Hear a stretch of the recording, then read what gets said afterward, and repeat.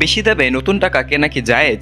ঈদ উৎসব মুসলিম সংস্কৃতিতে আনন্দ বিনোদনের এক বিশেষ উপলক্ষ।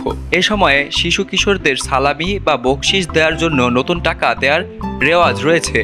অনেকেই মনে করেন ঈদের আনন্দ নতুন টাকার গন্ধেই যেন পূর্ণতা পায়, কিন্তু নতুন টাকা পাওয়ার আগ্রহের কারণে অনেক সময় মূল মূল্যমানের থেকে বেশি দামে এই টাকা কেনাবেচা করা হয়।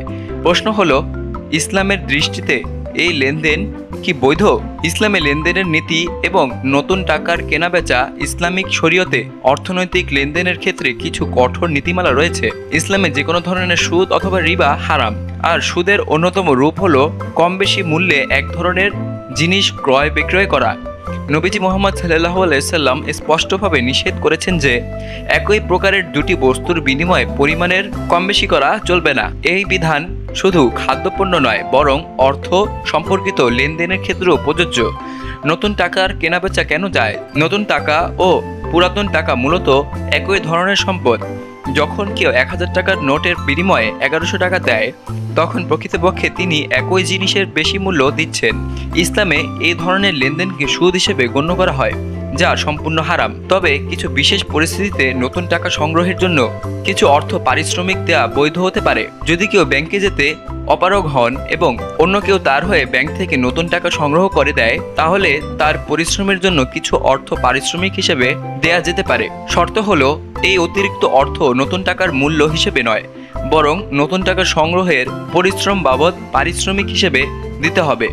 এই শর্তটি লেনদেনের সময় স্পষ্টভাবে উল্লেখ করতে হবে, যাতে এটিকে সুদের লেনদেন মনে না করা হয়। অনেক সময় মানুষ সহজে নতুন টাকা না পাওয়ার অজুহাতে বেশি দামে নতুন টাকা কিনতে আগ্রহী হয়, কিন্তু বাস্তবতা হলো সরকারি ব্যাংকগুলোর মাধ্যমে বিনামূল্যে নতুন টাকা পাওয়া যায়। বাংলাদেশ ব্যাংক সহ বিভিন্ন সরকারি ব্যাংক ঈদের আগে সাধারণ জনগণের জন্য নতুন টাকা বিনামূল্যে সরবরাহ করে।